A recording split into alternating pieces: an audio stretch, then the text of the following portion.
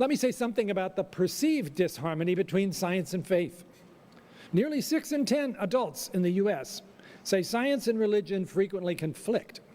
Well, that was certainly my view as I was growing up in Virginia without much of a spiritual perspective, but falling in love with the scientific method. Faith seemed to me to be the antithesis of the rational scientific approach that I wanted to pursue. And so I migrated, without much thought about it, into agnosticism and ultimately atheism. But then I moved from quantum mechanics to medical school, and the questions of the meaning of life and the reality of mortality were impossible to ignore. Science didn't help me much here. I was surrounded by patients and some of my professors for whom faith provided a way to wrestle with those profound questions. That was puzzling. Challenged by one of my patients to describe what I believed about God, I realized my atheism was dangerously thin.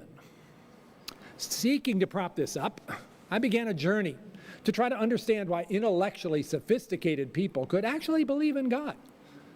And to my dismay, I found that atheism turned out to be the least rational of all the choices. To quote Chesterton, atheism is the most daring of all dogmas, for it is the assertion of a universal negative. Scientists aren't supposed to do that. Over a 2-year period, with much help from wise mentors and the writings of C.S. Lewis, I slowly and rather reluctantly came to the conclusion that belief in God, while not possible to prove, was the most rational choice available. Furthermore, I saw in the very science that I so loved something that I had missed, the evidence that seemed to cry out for a creator. There is something instead of nothing. The universe had a beginning. It follows elegant mathematical laws. And those laws include a half dozen constants that have to have the exact value they do, or there would be no possibility of anything interesting or complex in nature. God must be an amazing physicist and mathematician. But would he or she actually care about me? The major world religions seem to say yes, but why should I trust that? And then I met the person who not only claimed to know those answers and to know God, but to be God. That was Jesus Christ. I had thought he was a myth, but the historical evidence for his real existence was utterly compelling, including his life, his death, and yes, even this, his resurrection. And as the truth of the New Testament sank in, I realized I was called to make a decision. In my 27th year, I could simply not resist any longer. With some trepidation, I knelt in the dewy grass on an October morning somewhere in the Cascades, and I became a Christian. Friends in whom I confided my newfound faith predicted this would be short-lived. After all, I was by then a physician who was interested in studying genetics. Genetics means DNA. DNA means evolution. And by then, I was convinced that evolution was not only just a theory, it was supported by evidence that made it about as compelling as gravity. Surely, they said, my head would explode when the conflicts emerged. But that never happened.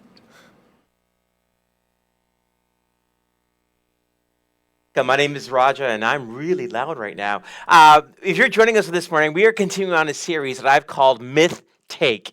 The idea behind this series is simply to have a conversation about how we view the Bible today, and how should we view the Bible today, and perhaps some of the wrong conversations we're having about the Bible. So let's just recap what we talked about last week, because we got a lot to get through this morning. Don't worry, I'm going to go as quickly as I ever do. So last week, we talked about hermeneutics.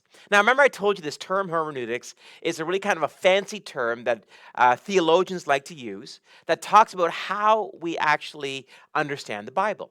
Now, I said to you before that oftentimes what I have found when I've talked to people about the Bible, these are atheists, agnostics, people from different religions, they have a real misunderstanding of what the Bible claims. Now, they have social media posts, they have TikTok videos, they'll have Instagram stories, they'll have all these type of things, but no one's actually read the original source, which means They have a misunderstanding of what the Bible actually says. So when we talk about this idea of hermeneutics, there are rules that we use to apply to the Bible. So, for example, when a prophet is using metaphor to describe something, we don't look at that and say it's literal. But again, in poetry today, like I use that quote from Emily Dickinson, where she talked about hope having feathers. And of course, we don't say hope has feathers. It's a metaphor. It's a way of describing something. And same thing that the prophets do. However, and this is important, we cannot use that for everything. There are some clear examples when the prophets use this, but there's other examples where you use other types of genres. See, the thing with the Bible is not a book. It's a collection of books. It's a collection of books by over 40 different authors over a 2,000-year period, written in 3 different languages. That by itself makes it unique. Because when I talk to people about the Quran, when I talk to people about the Book of Mormon, when I talk about other religious documents, already the Bible has set itself apart. And you would have think over a 2,000-year period, for ancient individuals who didn't have Wikipedia, well, you'd ask themselves, well, how do you make a consistent message? How do you not have somebody writing here and writing here and writing here? They have to contradict. One person says one thing, another person says another thing, another person says another thing. But the fun thing is, I think it's fun, but there actually has been no contradiction pointed out, and we talked about that last week. I talked about it as well, too, that when we look at the Bible, we have to remember as well, too, that the language that the writers were using was vastly simpler than what we use today. Right? So I said to you that the biblical Hebrew, there's about 7,000 words. Now, understand something. If I gave you a 7,000 word vocabulary and asked you to describe God or some of the things you saw and how it's explained, how would you do it? Now, realizing as well, too, 7,000 are the base words. Now, of course, there are prefixes and suffixes and all that to it, which also change it. But again, 7,000. So when these old ancient writers are seeing visions of God, when they're trying to describe the creation account, when they're trying to describe the interactions, they have a much shorter, or not shorter, they have a lesser amount of words than we would have in our dictionary. So, for example, we have 171,000 words that we use today to describe things. So what you can tell is we have a lot more nuance. And remember I said to you last week, it's not just much language, it's also vernacular, slang. We talked about Riz last week, and of course, everyone was chuckling about it. But I said to you, these are common usage terms that people can use, and people are like, I don't know what that is. But the point is slang is oftentimes how we used to communicate something. But just so you know, the ancient world had slang as well, too. We just need to understand it as that. We wrapped up by looking at this passage from 2 Timothy chapter 3, verses 14 to 17. Now, what's important about this, and the reason I use this passage, is because what Paul is trying to convey to Timothy is that, remember, Timothy was in Ephesus. Ephesus is one of the more difficult places to pastor. And what Timothy was trying to do is try to have these conversations about Jesus, about the Bible, about the Tanakh, about all these things, but he's being inundated by all these different philosophies, theologies, and even heresies. So Paul's like, listen, you got to use the Bible. It is our metric for truth. It's how we filter. It's how we look at it. So you need to know that better. And here's the thing. Oftentimes, Christians may know culture better than know Bible. We talked about this last week, right? There is a vast majority of Christians who are what we would call biblically ignorant. Saying things, making claims about the Bible, which are completely not correct. And so we just have to realize that we need to kind of think about that. This morning we're going to talk about science. Because of course, no conversation about the Bible is complete without recognizing something, that people often use this argument to dismiss the claims of Christianity. Well, it's not scientific. And so that's an interesting conversation. Most Christians go, oh, okay, oh, maybe, okay. And we kind of back off here. Now, please understand, this morning's teaching is not going to be, I'm going to use science to prove God. So I've said this before, and I'll just reference to you before. I used to be the individual that schools would bring in or groups would bring in to debate somebody. So it'd be, me against an atheist or agnostic or somebody from a different religion. I used to love it, right? My poor wife has to deal with it now because I'm still a debater. But, we're talking about, colors on the wall or curtains and all that now. But I'm still a debater. Now, here's one of the first rules of debating. Make sure you're debating the right things as far as the proper context. If you get pulled into an argument that you are not prepared for or it's the wrong context, you will have a difficult conversation. The quickest example I can give you, when somebody asks you, are you a Christian? Never, ever, ever respond with a simple yes or no. Yes or no. First, ask them to define terms. So a couple of years ago, an individual asked me to speak with their friend. I get these requests a lot, actually. And the friend was an individual who had these really, how do I say it nicely? Curious theories about the Bible. That's a nice way. And of course, plenty of YouTube links to kind of, support their theories about the Bible. So the first thing I did when I met this individual, I brought a physical Bible and I said, let's just set some ground rules about our conversation. He's like, absolutely. I said, whatever we say about the Bible, we have to find in the Bible. So if you make a claim about the Bible, you got to show me that claim in the Bible. And he's like, no problem. I was like, okay. Because if we're going to talk about the Bible, you just have to use the Bible to talk about the Bible. I don't want to hear so-and-so said. I don't want to say a YouTube link. I don't want to see a tweet. I just want to show me what the claims you're making in the Bible. Well, guess what? First claim he makes is something about the Nile River, and it's actually the nervous system, and it's talked about in Exodus where boats are and I'm like, okay, whoa. Show me. And so he again, he's got this look on his face, and I'm like, just show me. And please understand something. I can miss things. 100% I can. So just show me. And of course, he's like flummoxed. He's like, is this the right Bible? I'm like, well, no, actually, I wrote it at home. It's my own Bible, I said, okay, well, let's just go online, right? Let's just use Google and just say, hey, let's type in, these ships and the nervous system of the Nile River and whatever, and so on and so forth. And we typed that in. And of course, the YouTube video that he showed me, or that he referenced before him, but that was it. And of course, a couple of tinfoil hat wearing people. I said, so here's the problem. When you make a claim about the Bible, you have to first ask yourself, is it actually in the Bible? So the question we need to ask ourselves, when we talk about science, is this what the Bible is meant for? And that's going to be a different conversation. So, of course, as always, let's start off with an article. And the article is this, Science versus Religion, the Epic Clash of a False Dichotomy by Eric Hyde. So this is what Eric says. I'm still surprised every time I hear the charge that science and religion are in some sort of locked combat to the death. I wonder why some feel it necessary to create the clash, since in reality, there simply isn't one. It's a bold claim. So he's saying at the very beginning that people talk about science and religion, they say, well, they're in a fight with each other. And he's like, you know what? That may not be true. I think the best way to dispel the myth is to highlight the reality of different modes of discourse inherent in any act of knowing.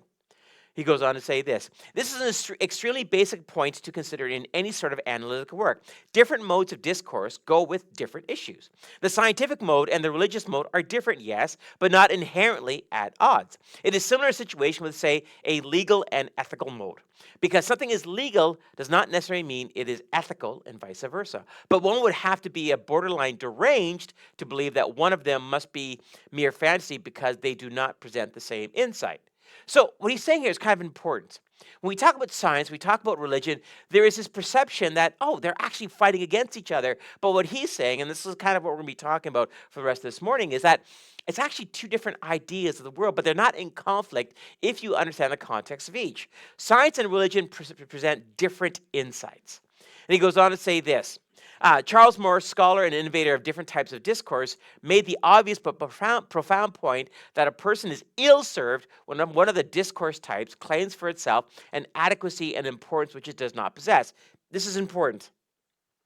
When people believe that science has all matters of truth, they're actually applying to it something it never actually is.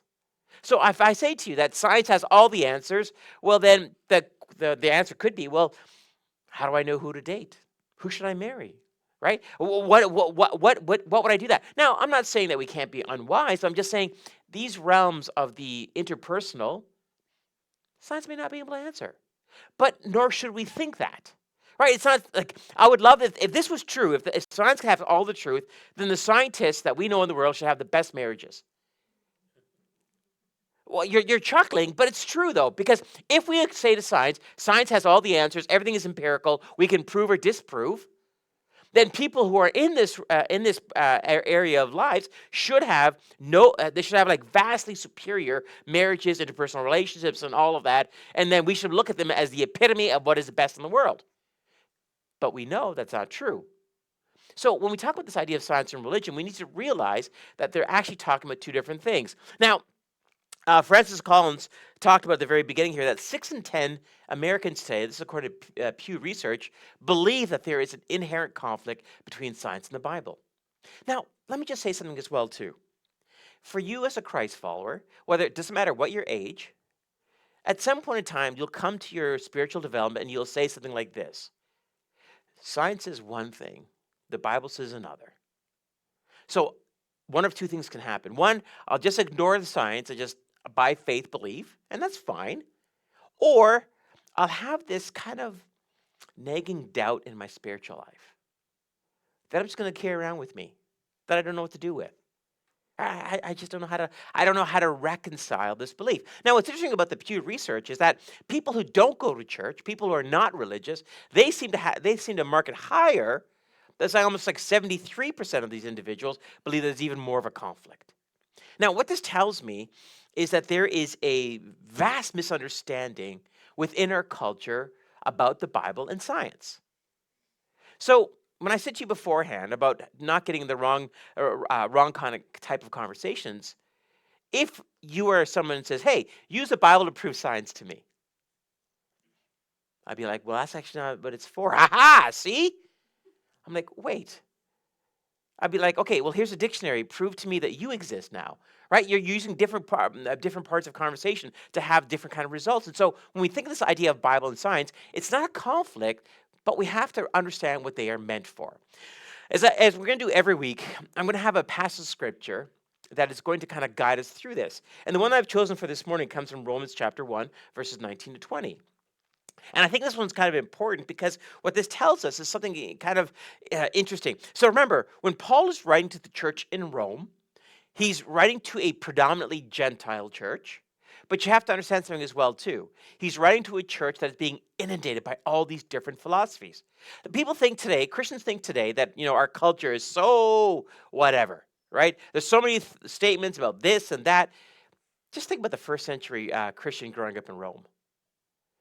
There is no other time period I could imagine that is more diverse in opinions and ideas and thoughts than the Roman Empire.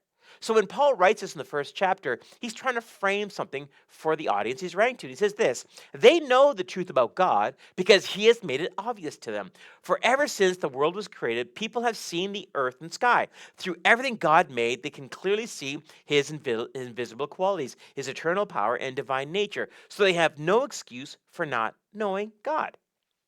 And believe it or not, that's actually still true today, no matter what happens here. So the question we're going to ask, the question we're going to ask this morning is, does science and the Bible conflict? Okay? Now, the person who might be the most pivotal individual about this is a guy by the name of Galileo. So you'll know that if you read back in your history books, Galileo makes a claim that the Catholic Church said it was the exact opposite. And all of a sudden, you have this big conversation about science and the role of the Bible and our religion. And Galileo says this, and I think it's kind of important. This is actually in his trial. He says this: the biggest mistake you can make in Bible interpretation is to get the wrong frame of reference. I actually think he's kind of correct on this, actually. What was interesting about that, and if you actually dug deeper into the trial where Galileo was kind of excommunicated and all that, you'll realize it wasn't the church actually, but some powers behind the church. And I don't want to get like the whole conspiracy thing going here, but it's interesting. Historically, when we see that people were really pushing for it, there was a reason for it. But Galileo brings up a really great point. Now, last week I said something to you, and I want to use this as our jumping off point. Now, I said to you last week that when in the book of Genesis chapter 1 and 2, this has been the part where scientists and Christians and other religions, believe it or not just us, this is when we get in the greatest conflict. Because we make these claims and we have to ask ourselves what's exactly happened. I said to you last week that the word day appears many times in the beginning of Genesis, but it takes on at least 3 different meanings in just 1.5 chapters. Now, I said to you before that if I said to you that, day in Hebrew actually means a little bit different than it actually means day today. If I say day to you today, you think of 24 hours or 12 hours or really sunshine time, right? You go, that's a day. But what if I said to you a long time ago? Well, how many days is that? In ages past. Well, how many days is that? The reason I bring up that point is because the problem within the idea of how we understand the Bible is there's been wrong filters applied to it. In chapter 1, verse 5, it says, God called light day, and the darkness he called night. And these were evening, and these were morning, the first day. Genesis 1:5, in the first part of the verse, day is interpreted as light. In other words, the hours in which we have light. However, the second time the word appears in this verse, day is interpreted as a period of time, a period of 24 hours, and even this interpretation is debated. And in Genesis chapter 2, verse 4, the word day is interpreted as an undefined period of time. These are the generations of the heavens and the earth when they were created in the day that the Lord God made them in the earth and the heavens. Genesis 2:4, despite the fact that a word has several meanings in the Old Testament, the specific meaning of a word is defined by its context. Now, the reason I bring this up is because oftentimes when we come to the Genesis account, Genesis 1 and 2, just so you know, there are three Christian views of this. I'm going to talk about them because it's important to understand that even people who are devout Christ followers have different experiences. So Francis Collin, the guy you saw there, he's famous because he headed up something called the Human Genome Project. He and his team mapped out the first roadmap to the human genome, which was huge, by the way. But Francis Collin is a bit of a, I don't want to say controversial figure, because he makes some other claims that people kind of go, I don't know. So let me introduce you to the three different views of how we look at the Bible. And I want to give you the websites because, as always, I never want you to trust me, even though I'm very trustworthy. I still want you to do your own research. Okay? So there's three opinions on how we look at the creation account. And when I say there's three opinions, what I'm really saying that there are three ways Christ followers try to figure out what they believe. So the first one is called BuyLogos.org. And just from their own website, it says this: BuyLogos invites the church and the world to see the harmony between science and biblical faith as we present an evolutionary understanding of God's creation. So BuyLogos would say to you that God uses evolution to arrive where he is today. I go, okay.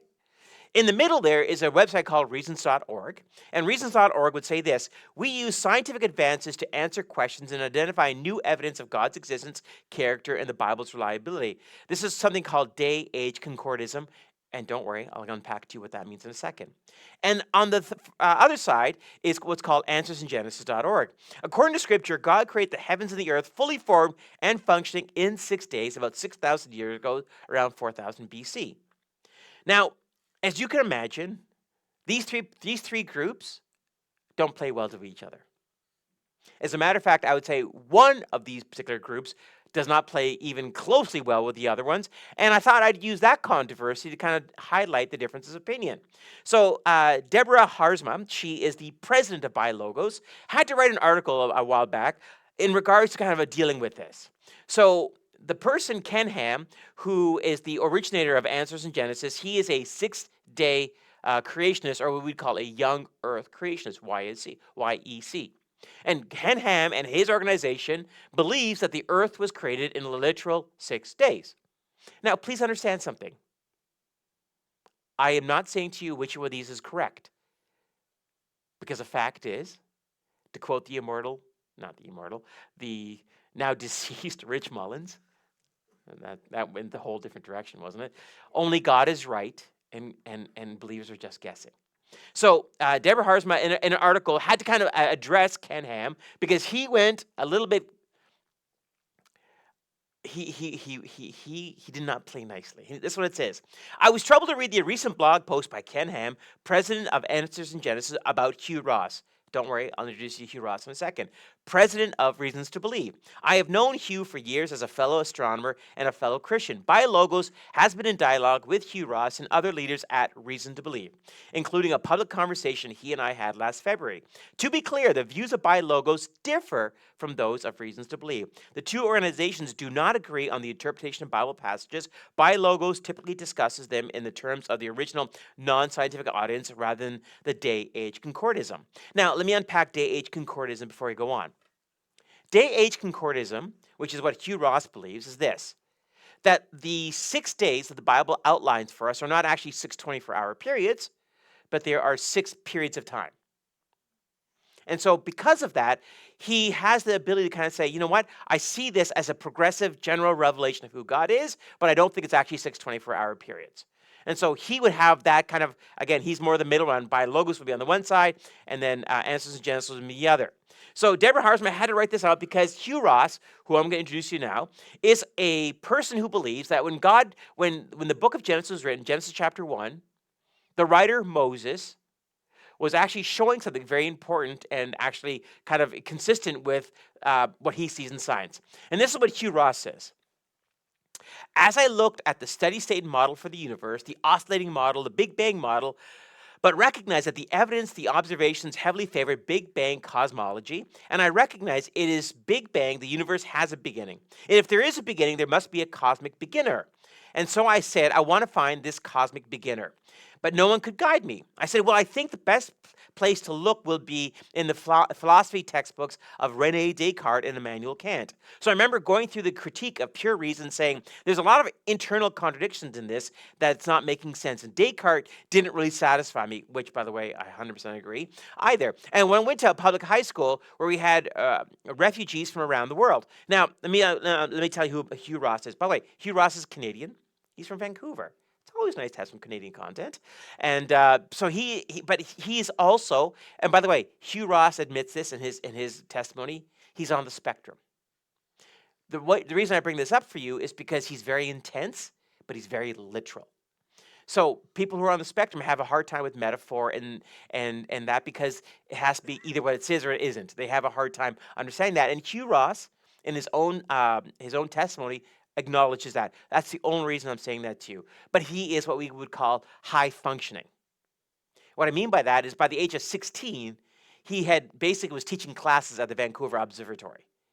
Like high functioning. His degree is an astrophysicist, just in case I didn't make that clear. So he's a very, very smart guy.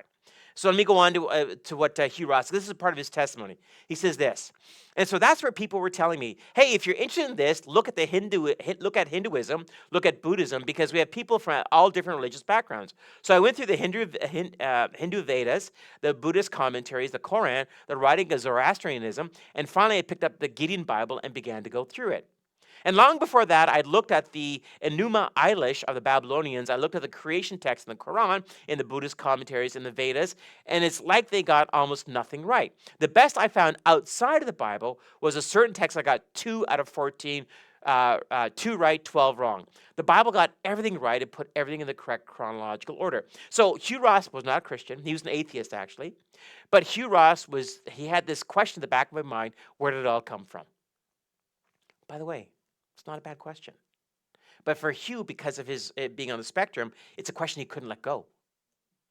And what I like about what Hugh Ross, and again, there's lots of videos of him talking about this, but what I like about Hugh Ross the most is that he actually he had to actually take these scriptures. So when he went through the Quran, he went through the Vedas, when he went through all these commentaries, he took them as being true until they proved themselves to be untrue.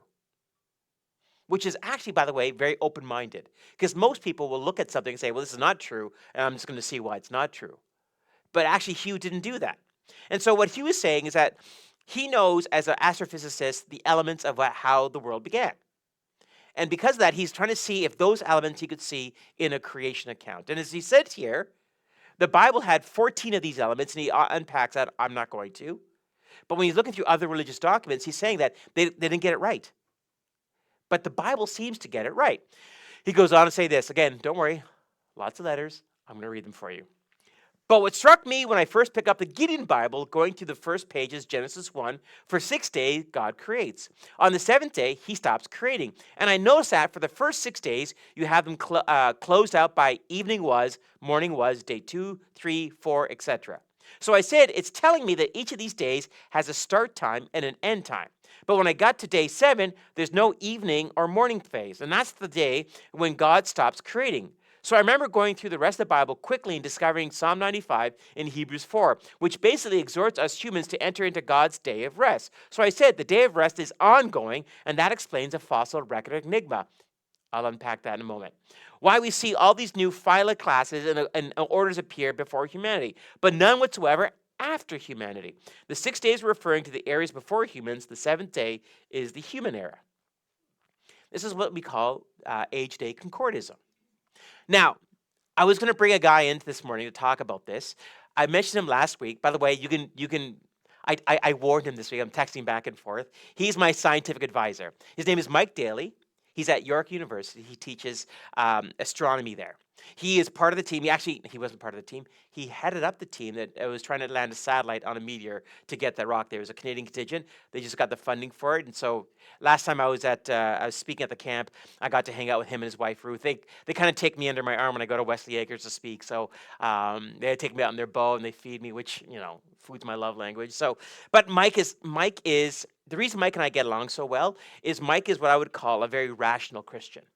But being a professor at York University, being somebody who is an astronomer, he has a very specific way of looking at the world. So I said to him, "Okay, tell me." And so I kept bubbling back and forth, and I sent him a text, and I could. His answer was so brief. I texted back. I could hear the eye roll from here. Just tell me what I got wrong, right? And so all of this stuff I'm saying to you right now, I bounced off him first. Right? So I said, hey, of all these three categories, which one do you like the most? I'll give you the answer in a second. Now, let's talk about Ken Ham. Because Ken Ham is we have Buy Logos, we have Hugh Ross, now we have Ken Ham. And this is what Ken Ham believes. Progressive creationist Dr. Hugh Ross, this is the blog post that Deborah had mentioned at the beginning.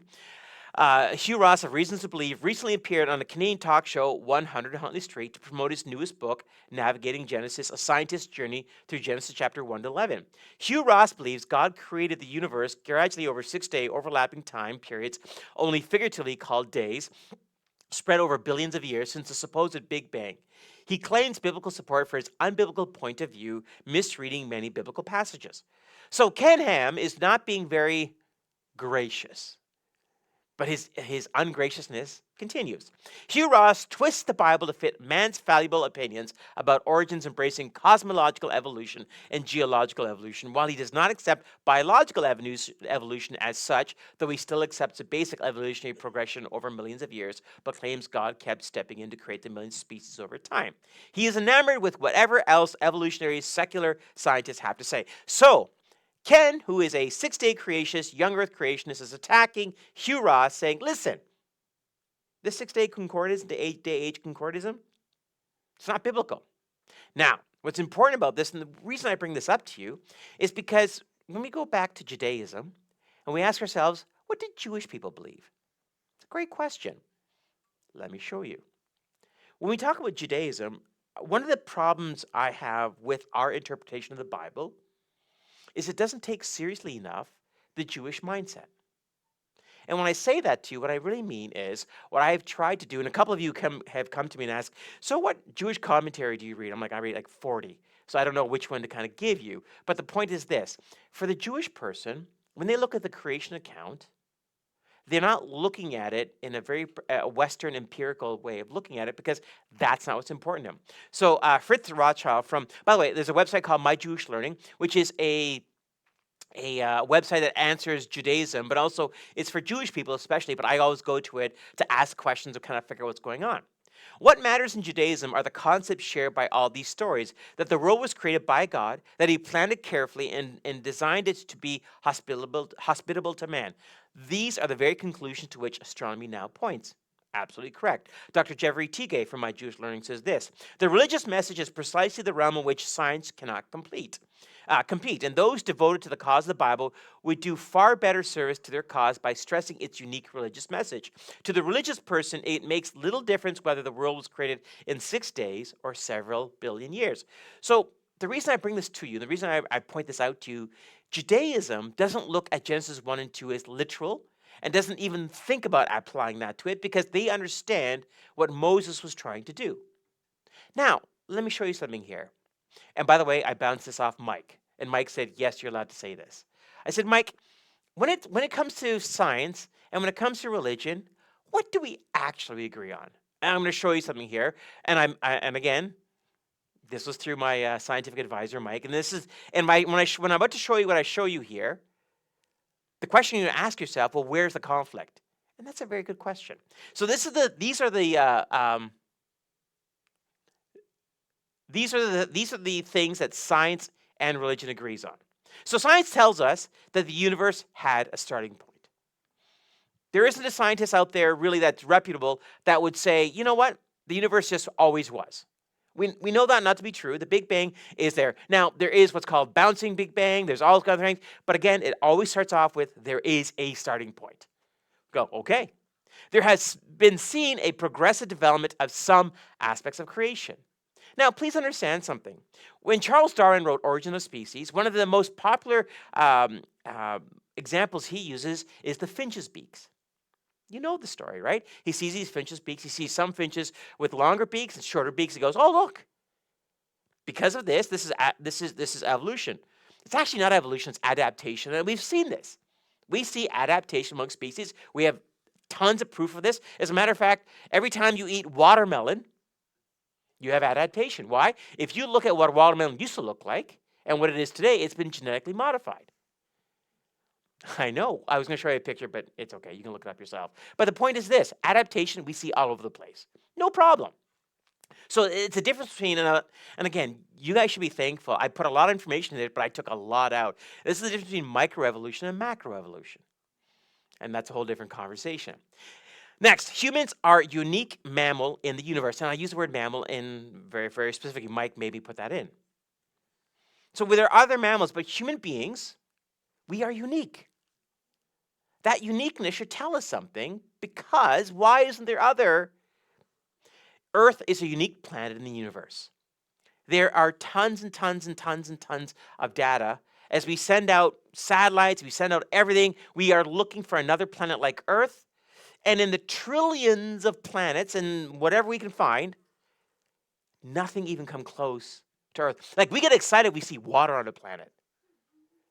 We get excited to see that, oh, there's this. But like, again, all these things still don't preclude the life that we have on Earth. It's unique in the universe. And again, there isn't a scientist out there that says, no, we found 50 million Earths. We have not. We have not even found another one. Now, we might be able to, go into Mars and live there. But as Matt Damon showed us, it's still going to be pretty difficult to live there. So, yes, we can live on other planets, but we're not living on another Earth. And finally, there are many elements of the universe science has not answered. So, for example, our beginning. Please understand something. I'm going to show you a reference from NASA in a second. But the origins of the beginning of the universe still is something that people are trying to figure out. Because the easiest way to have this is, how does something come from nothing? And that something has all the four laws of thermodynamics. It has everything already built in place. How is that possible? Now, they're trying to figure it out, and there's some interesting theories about it. One of the theories, the whole multiverse, Marvel has taken that and beaten it to death, but you get the idea, right? We try to figure out how's this all working out. The second thing, and this one may surprise you a little bit, but human consciousness. When you talk about this type of idea of why do we have consciousness and other species don't? What is it about us that's unique? And again, that's an interesting conversation, but it's something science has not yet described. Because again, if you take our DNA and the DNA of a banana, it's pretty close. You look at brain size, whether it's in monkeys, whether it's in apes, whether it's in a whale, brain's pretty close. Why do we have consciousness? Something that science has not yet figured out. And again, the one thing we talk about as well, too, is a biochemical progression. This is really important. I'm going to show you a video in a second that kind of describes this a little bit. What's interesting about when Darwin wrote Origin of the Species, he was doing a very outside-in. Cell and microbiology was only in its infancy at that time. They couldn't quite figure out how things worked. And then, of course, we discovered DNA, and we started discovering all this stuff. We go, okay, wait. And I'm going to show you a video in a second here about that. So this comes from the National Academies of Sciences, Engineering, and Medicine. And this is from their website, and this is what they say. Because they're not a part of nature, supernatural entities cannot be investigated by science. In this sense, science and religions are separate and addresses aspects of human understanding in different ways.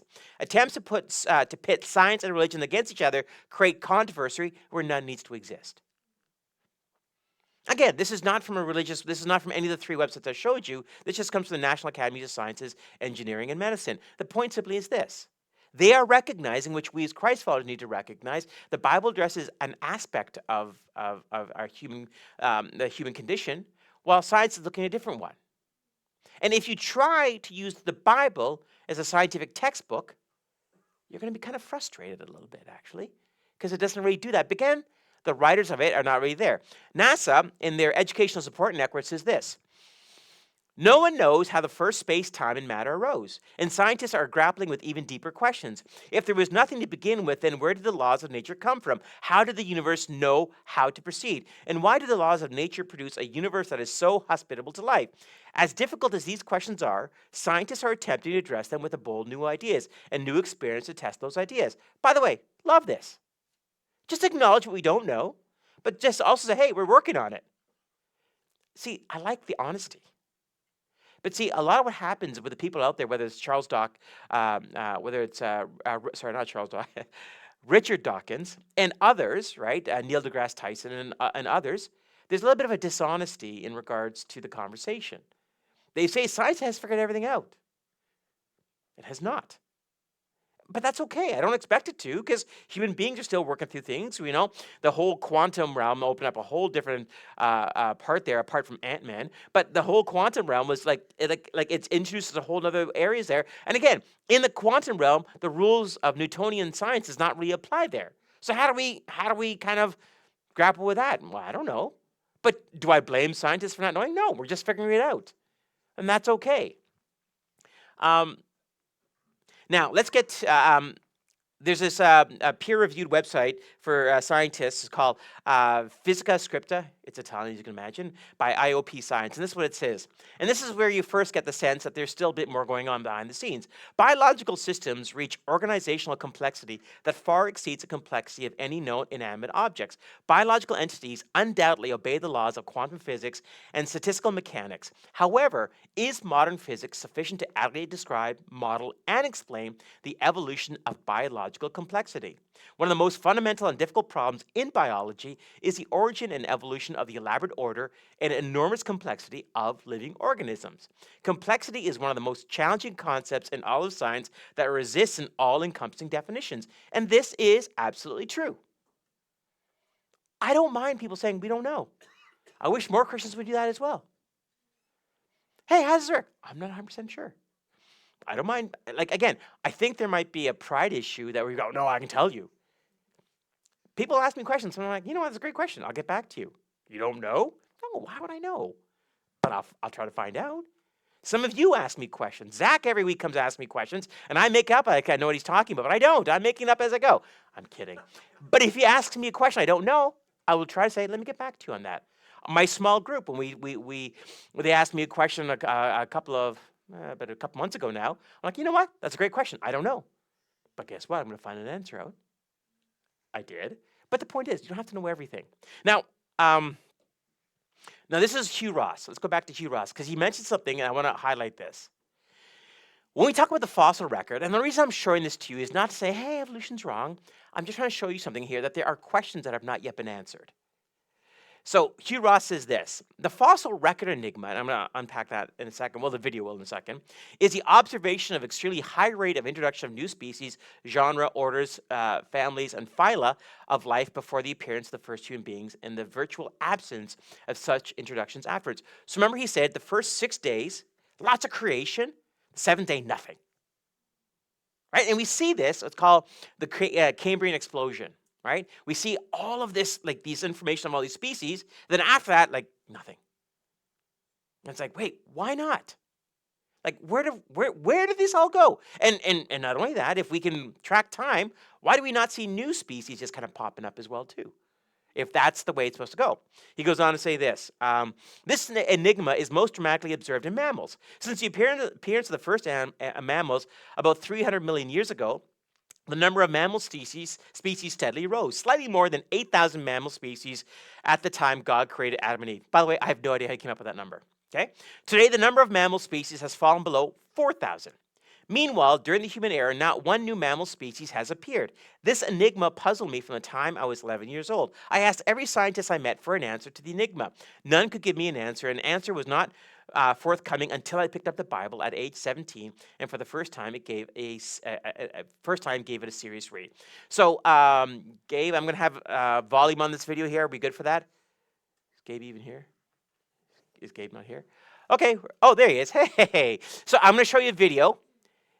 It's gonna be a couple minutes, but it explains it real simply and with cartoons, which I like. And then I'll come back afterwards. Okay. So let's go. It's 1859 and there was this guy named Charles Darwin. He rode on a beagle to these islands and had a little idea. Just like humans can take the variety that they saw in animals and breed horses to be faster or dogs to be more hot dog-like, given enough time, old Charlie D figured nature could do the same thing and take even the smallest, slimiest of creatures and create the biggest, most baddest of T-Rexes. Nice. But there was one doubt that he couldn't shake, a problem that threatened to undo his entire theory. Here's the story. Charles pretty well anticipated and answered most objections that were posed to his theory in the origin of species, but had some serious doubts about one in particular, the Cambrian fossils. Darwin expected very gradual change in animals and thus a smooth succession of fossils, but what the fossil showed was the opposite. There was a sudden appearance of wild new animals out of nowhere, and they remained essentially unchanged throughout the fossil record. This is a big problem. We're missing a ton of fossils. If we can't find them, it just could prove my whole theory wrong. The fossils don't agree with you, neener, neener, neener. Harvard paleontologist Louis Agassiz and other prominent naturalists wouldn't let him forget it either. Yeah, okay, you guys are right for now, but what if the fossil record is just incomplete? Don't worry, we'll totally find those fossils later. Boom, problem solved. So tons of younger naturalists, we're talking Joseph Hooker, Thomas Huxley, Ernst Haeckel, Asa Gray, they were convinced. Old coots like Agassiz just missed the boat. See you later, suckers. These Victorian naturalists didn't yet have the data or tools to explore the question much further, so they just held out hope that the fossils would turn up eventually and focus their efforts elsewhere. But that would soon change. The year's 1909 now, and along comes Charles Doolittle Walcott. He was hanging out up in Canada, digging holes, looking at rocks, when, Chuck, I think I found something. Walcott found the Motherlode, an unprecedented trove of immaculately preserved Cambrian fossils. These didn't contain the precursor forms Darwin expected either. In fact, it only made the problem bigger, suggesting an even greater suddenness than Darwin even expected.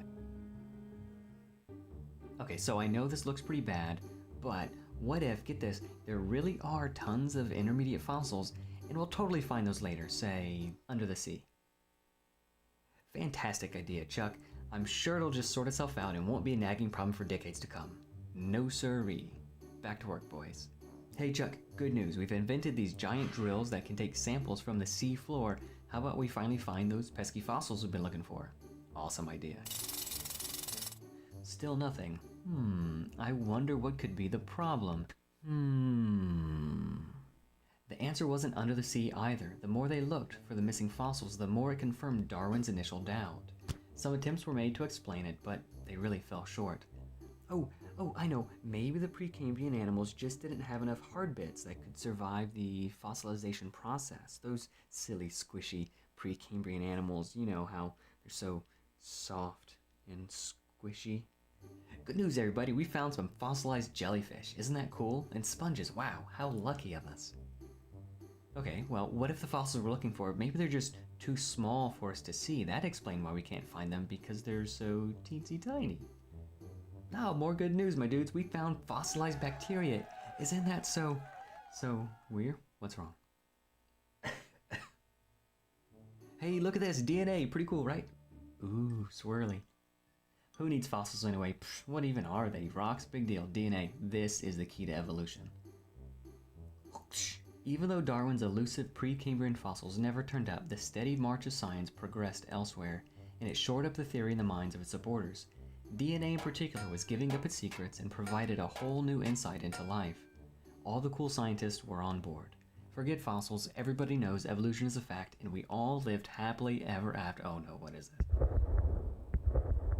Philadelphia, 1966. A bunch of math nerds got together and they started rocking the evolutionary boat. We're talking big wigs like MIT's Murray Eden, Harvard's Ernst Mayr, Richie Rich Lewontin, French mathematician Marcel Schutzenberger, and the one, the only, the Nobel laureate himself, Sir Peter Medawar. Okay, so you guys know this whole neo-Darwinian thing, it's not looking so hot right now. Animals need cells to function and do stuff, right? Right. And cells need little bits to do stuff, right? Yup. And those little bits need DNA to do stuff, right? Uh-huh. Well, maybe we should, I don't know, calculate the chances of that sort of thing happening. And they did just that. The field of computer science had come on the scene, and now that DNA was better understood, scientists were eager to see how easy or difficult it would be for the Darwinian mechanism to generate the information that DNA required to create new forms of life. Fossils or not, if the numbers showed that random mutation could make the simplest bits of life, then the biologists were confident that they've got a good shot at making the more complicated things. So these nerds did what they do best. They crunched the numbers and the results were tentative, but they didn't look good for the biologists. The mutational mechanism, as presently imagined, could fall short by hundreds of orders of magnitude of producing in a mere 4 billion years even a single required gene.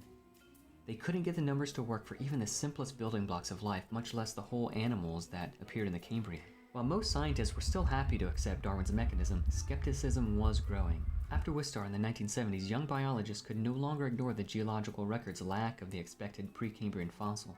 In time, the science developed to more accurately measure the likelihood of whether or not the neo-Darwinian mechanism could account for the Cambrian explosion.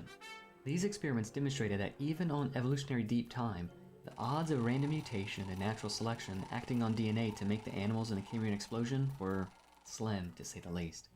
Early estimates pinned the odds at around 10 to the 90th to 10 to the 63rd. More precise, recent experimental results pin the number at 10 to the 77th. That is 1 chance in 100,000 trillion. Trillion, trillion. Trillion, trillion. Trillion. For random mutation and natural selection to generate just one single protein, much less than millions in a typical cell. Even evolutionary deep time is far insufficient. The simplest self-reproducing organism is so insanely complex that the amount of time needed for neo-Darwinianism to have a fighting chance vastly exceeds the most generous age of the entire universe. We're not talking Rocky odds or Mighty Ducks odds. We're talking an elderly one-legged turtle in the Kentucky Derby kind of odds. So evolutionary scientists today are more and more acknowledging that the neo-Darwinian model has proven simply inadequate in providing an answer to the question of life.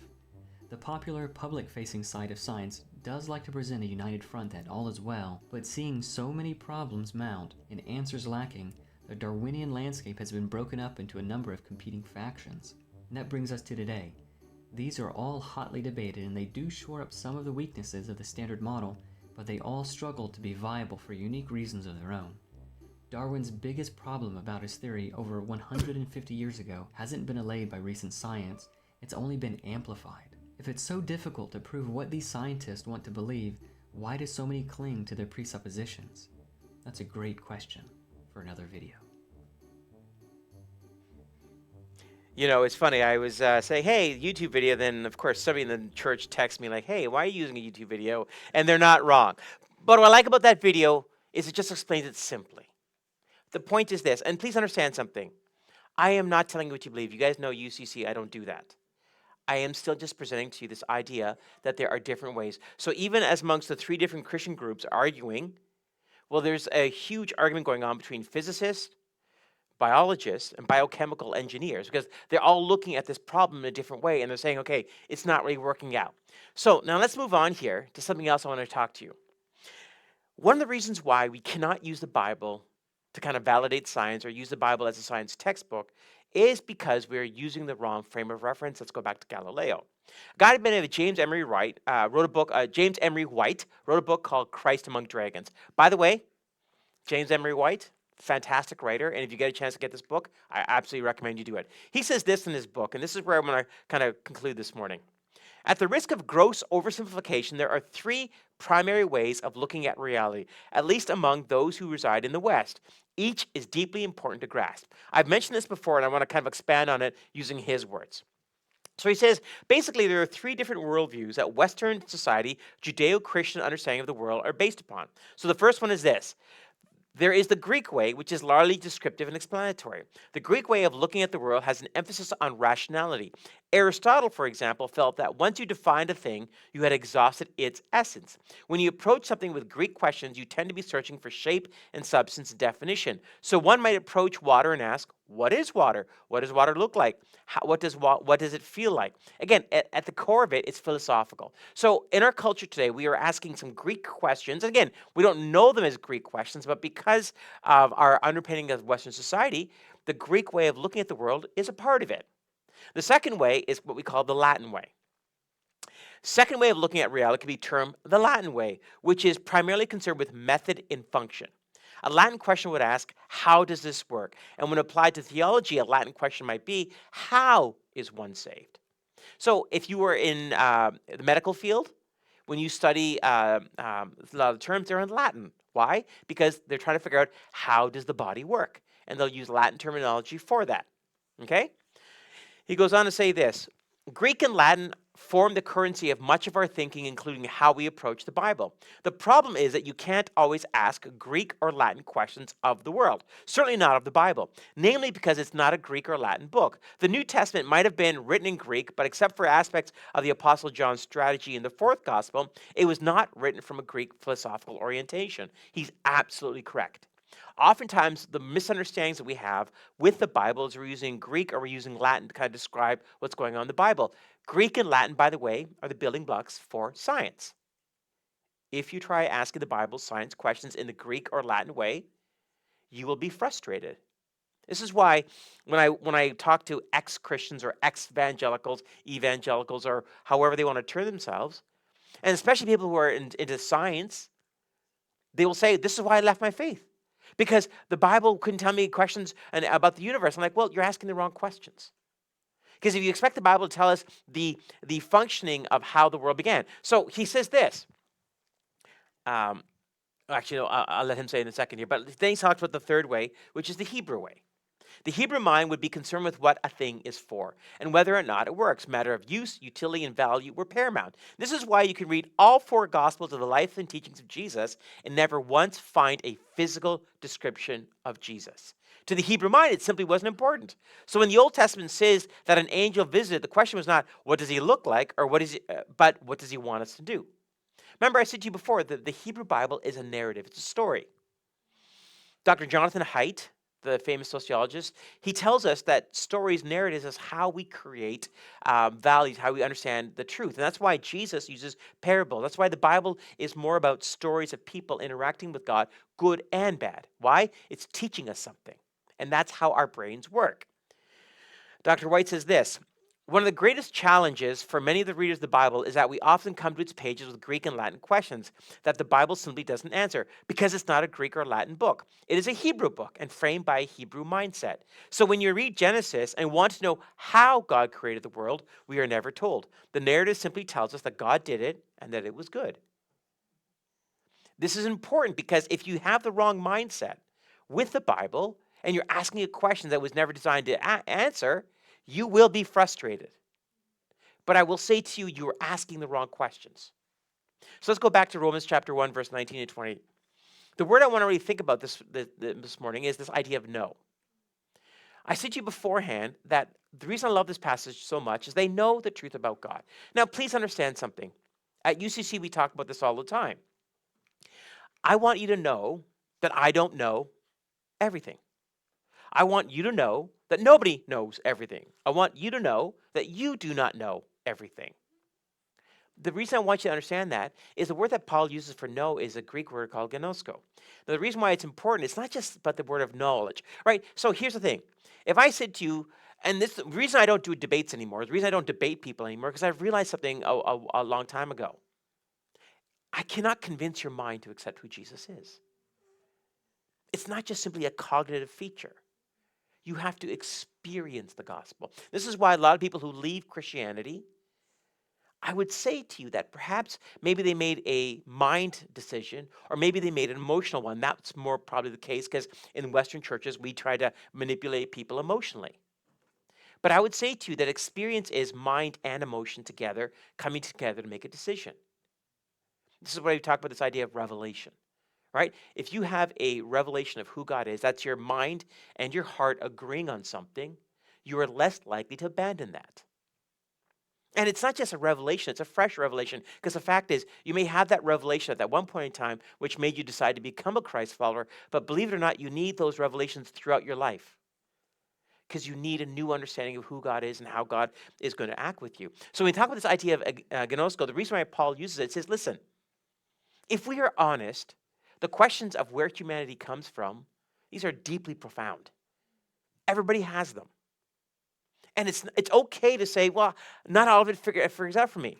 So, of course, Mike Daly, my York University professor, he messages me, this is like a couple of weeks ago, about the story of Jonah. Yes, I'm getting it right this time. Because for him, it's like, well, okay, as a scientist, how do I take into account the idea that Jonah was swallowed by a whale? And I said to him, where does the Bible say Jonah was swallowed by a whale? And of course, I did what I did with other people. Show me. And we actually started looking at it. It's like, oh, that's not actually what it's saying. Okay, let's talk about what it's saying. The point is simply this. You have to realize that the Bible was never designed to be able to kind of be a scientific textbook. Let's go back to Galileo and Nietzsche. Galileo says this, I do not feel obliged to believe that the same God who has endowed us with sense, reason, and intellect has intended us to forego their use. If you are in the sciences, if you're in the medical field, if you are in that, please understand, I believe that all truth is God's truth. All truth is God's truth. I don't see DNA in the Bible, but I know God created it. I know that when I look up into the heavens and I see, the eclipses, I see, comets, I see all that. It's not in the Bible necessarily, but I know God created it. The earliest understanding of science was this idea that getting to know who God was. One scientist put it this way, touching the face of God. That's what mathematics was to them. And I get that. And that's beautiful to me. But it doesn't have to be everything in there. And again, let's reference Friedrich Nietzsche. I shared this quote a couple of weeks ago. It is our preference that decides against Christianity, not arguments. Now, normally at this part of the service, I close with a scripture verse. It's moving and it's deep, it's profound, and you're already weeping and ready to go, right? Instead, I thought I would show you some quotes from people who have won the Nobel Prize in Science. Nobel Prize winners would be considered the best of the best, right? Let me show you some quotes by individuals, and just so you know, I've got 3 pages of them. And the reason I have 3 pages of them is because I don't want you thinking I'm just cherry picking, because I really need you to see what's going on here. So a couple people, well, not a couple people, lots of people I want to show you, and I'll show you what they won the Nobel Prize for. Professor Christer Andersen, who won the Nobel Prize for chemistry, biochemistry of RNA, Johns Hopkins University. I think that only an idiot can be an atheist. We must admit that there exists an incomprehensible power or force with limitless foresight and knowledge that started the whole universe going in the first place.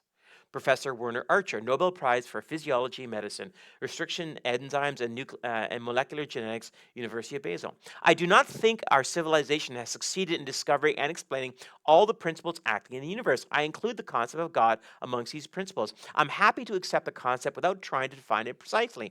I know that the concept of God helped me to master many questions in life. It guides me in critical situations, and I see it confirmed in many deep insights into the beauty and the functioning of the living world.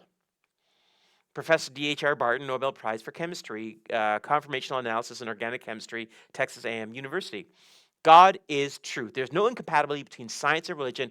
Both are seeking the same truth. Sir John Eccles. If I consider Nobel Prize in neurochemistry, if I consider reality as I experience it, the primary experience I have is of my own existence as self-consciousness being, which I believe is God created. Professor Sir John Neville, Nobel Prize for Physics, Solid State Physics, Cambridge University. We can and must ask God which way we ought to go, what we ought to do, how we ought to behave. Professor Charles Towns, Nobel Prize for Physics, Developmental in the Maser Laser University of California, Berkeley. I believe in the concept of God and his existence. Last one. Dr. Arno Penzias, Nobel Prize for Physics, the first observation of the universal microwave background radiation, Vice President for Research, AT&T Bell Laboratories. By looking at the order in the world, we can infer purpose, and from that purpose, we can begin to begin to get some knowledge of the creator, the planner of all this. This then is how I look at God. I look at God through the works of God's hands, and from those works imply intentions. From these intentions, I receive an impression of the Almighty. Professor Arthur Schlau, Nobel Prize for Physics, laser physics, Stanford University. It seems to me that when confronted with the marvels of life, one must ask why and not just how. The only possible answers are religious. I find a need for God in the universe and in my own life. Professor Eugene Wigner, Nobel Prize for Physics, Applications of Symmetry Principles, Group Theory to Quantum Mechanics, Princeton University.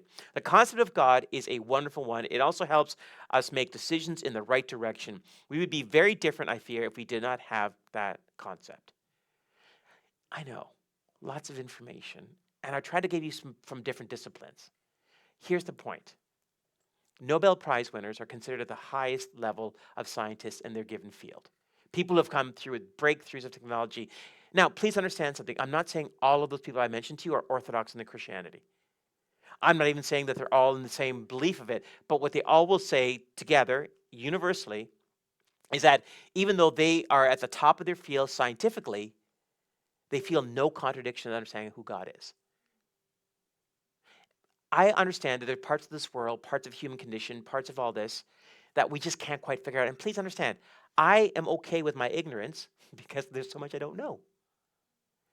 But the idea that God is incompatible with science, that the Bible contradicts science, is completely laughable. And the reason I say it's laughable is because some of the best and brightest minds in the world today see no contradiction of that. And that's where I want you to understand, is that when we think about this idea of Bible and science and contradiction, these are synthetic or made up arguments. You as a Christ follower do not have to be ashamed, do not have to feel intimidated, you don't have to feel like insecure.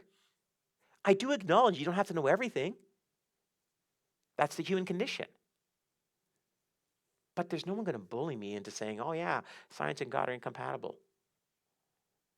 And if you want, I can send you these 3 slides that says you put in your back pocket. Weird flex, but go ahead. But the point is this. Nobel Prize winners believe that God exists. And I showed you from physics, astronomy, chemistry. It's not just one field. And I didn't even get the Nobel Prize winners for like writing and philosophy, whatever. I took the sciences.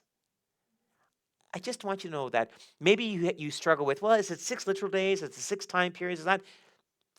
Please have that struggle, and that's fine. And whatever conclusion you come to, by all means, please do. At UCC, I don't teach you one form. I don't. I do teach you that God started it, God oversaw it, and God is continuing to intervene with humanity today. That's what I believe. Is it a 6-day? Is it 6-day concordism? Or is it evolutionary mechanism? Don't know. When I get to God, I'll ask. But by then, I'm pretty sure I'm not going to care. I'll just be like, what the heck? I'm in God's presence. I don't want you to check your brains at the door. At UCC, I try to teach you a rational faith. I don't know if that even makes sense. But I don't want you to think that your brains and your heart and your experience with who God is are in any kind of conflict. I don't want to say to you that I have all the answers because I'm not a scientist. That's why I kept texting Mike all the time, like, is this true? Can I say this? Is this okay? Because I'm not a scientist. If anything, I'm a theologian. But I also know, too, that there's no contradiction. Let's bow our heads.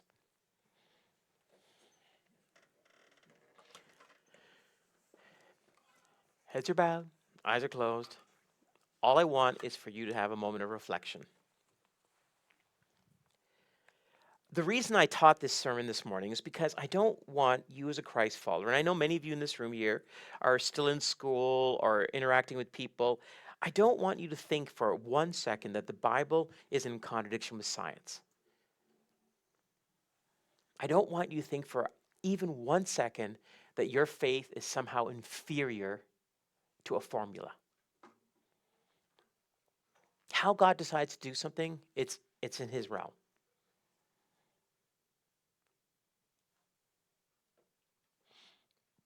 You can believe in God, you can hold your head up high, knowing that you are in good company with other Nobel Prize laureates. And yes, there's so many other quotes I could have given you, I didn't. But the point is this: God began this world. He is in constant interaction with it. And he will bring this world to a conclusion. Of that, I'm absolutely sure as well. When that is, I have no idea. The plan of salvation walks with us. God has offered to us the opportunity to partner with him for the kingdom of heaven. However that plays out, I don't know. But my faith, how I believe the world began, how I believe the world continues, is not in contradiction with how I believe God created the world. And I want all of you this morning to know that. Dear Lord Jesus, I thank you that in the beginning was the Word. You, Lord Jesus, were the Word. All things are sustained by you. All things are created by you. Lord, I don't know the mechanism of creation. I don't know the methodology of creation. You, in your infinite wisdom, decided that that wasn't important. I just know that you did start creation, that you are interacting with creation, and I am part of creation. I look to my Creator to define how and why I live. And Lord Jesus, please forgive me. Please forgive all of us when we try to live our lives on our own, for our own ends and our own means. Instead, Lord, I pray in Jesus' name, by the power of the Holy Spirit, we would, with love and compassion, go out into the world and be your hands and feet. Lord, I'm finding more and more that the world doesn't want to know what we know. Instead, they want to know how much we love. How much we love people who are different than us. How much we love people who are mad or angry at us. How much we love people who think we're absolutely wrong.